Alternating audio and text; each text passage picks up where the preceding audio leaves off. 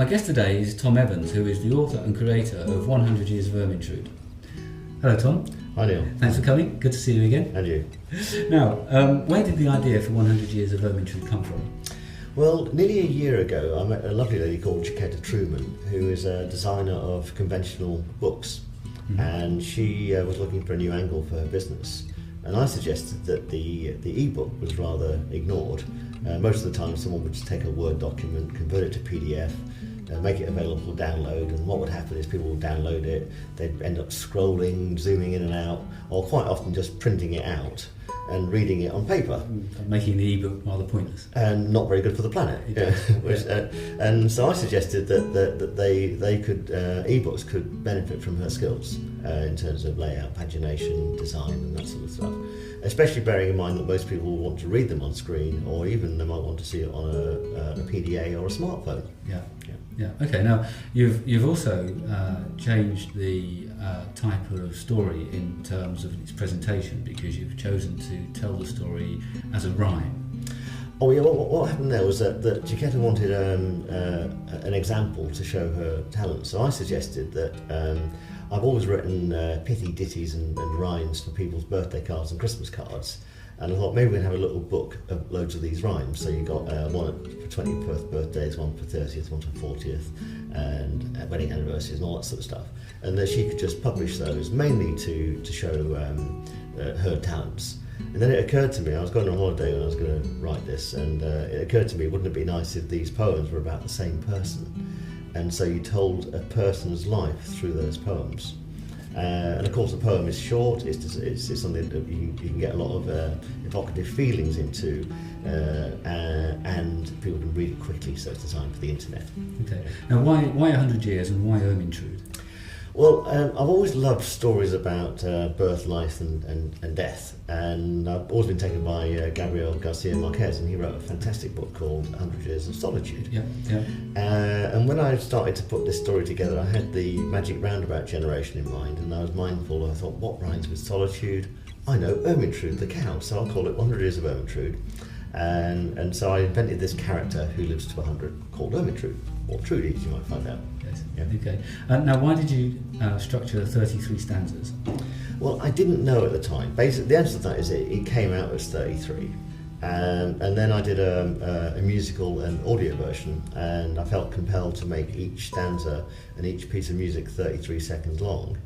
And about 2 months after I did it, I found out that if you add all the numbers of my birth date together, they come to the number 33. Aha, so the cosmos is at work here. I think there's something else going on that none of us know about, and that sort of just kicked in just when we needed it. Okay, tell us a little bit about the audio version. Well, the audio version is really part of a suite. I mean, when we say the word e-book, that really means electronic book, and I think people have sort of assumed that means you have a PDF, but it doesn't have to be that. It means it's available in electronic form. So no matter how someone wants to experience the book, whether they want to watch it as people will do now, or they want to hear it on an iPod, or perhaps they're differently able, so maybe they don't have all their senses intact, then I'd want to show that any piece of literature can be delivered in any format. Right, okay, so it's a multimedia approach. Exactly. And we might even look at doing a British Sign Language version in time as well. Okay. Now, you've I think written a trilogy, is that right? Yeah, there's 3 of them now. That number 3's popped back in again. It has indeed, yes. Yeah, well, we're never intended to do a trilogy. We never expected to get the wonderful reviews that we've been getting for the book, and it inspired me to go on and write the stories of her children's lives as well. And what you get is 3 stories that interleave with each other. It's a bit like layers of onions. As you take one off, you can find out more and more about her life and what have you. Okay, excellent. So what's next? Is it going to be a quadrilogy or? Well, I've got a cracking idea for a prequel called 3 Billion Years to Ermintrude, which is documenting, probably in 33 stanzas, evolution and how did that cat end up on a mother's lap. Now that's a tough job. Yeah, but I feel I'm the man to do it.